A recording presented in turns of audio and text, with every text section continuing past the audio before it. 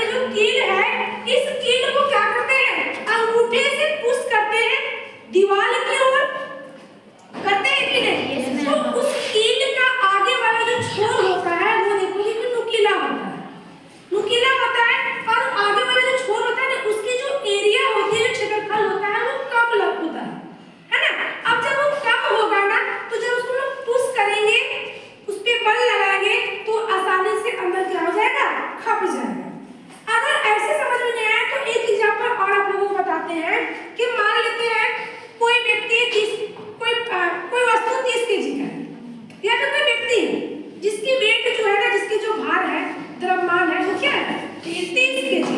अब अगर वह व्यक्ति बालू की रेत पे खड़े होता है तो जो बालू है ना वो जो धंसता है ना वो ज्यादा धंसेगा, लेकिन अगर वह व्यक्ति उस बालू की रेत पे लेट जाता है ना तो जो बालू जो धंसेगा वो कम धंसेगा। तो ये डिपेंड क्या करता है, एरिया जो कवर कर रहा है ना?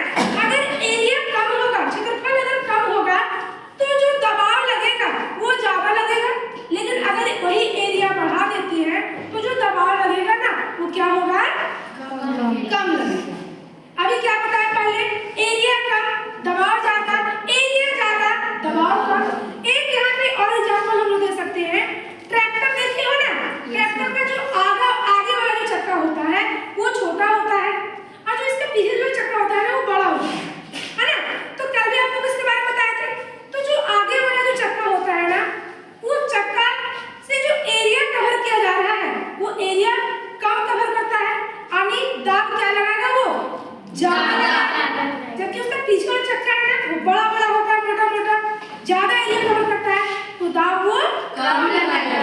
तो इस तरह जो हमारा ट्रैक्टर है ना वो क्यों नहीं उल्टेगा, वो क्या रहेगा, समान स्थिति में रहेगा, यानी आगे चक्का छोटा दबाव ज्यादा, पीछे चक्का बड़ा दबाव कम, ट्रैक्टर हमारी समान स्थिति में रहेगी।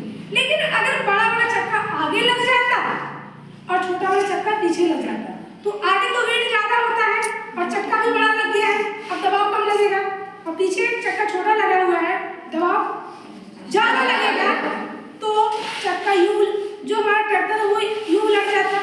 क्या बात समझ में आ गई? तो यहाँ पे दाब बराबर है ना, यहाँ पे हमारा प्रणोद और दाब में देखेंगे कि दाब बराबर हमारा यहाँ पे क्या होता है, प्रणोद बटे क्षेत्रफल, है ना? क्या होता है बच्चा, प्रणोद बटा क्षेत्रफल। तो हमारा एक फॉर्मूला यहाँ से निकल के आ गया कि प्रणोद बराबर दाब बराबर प्रणोद बटे क्षेत्रफल।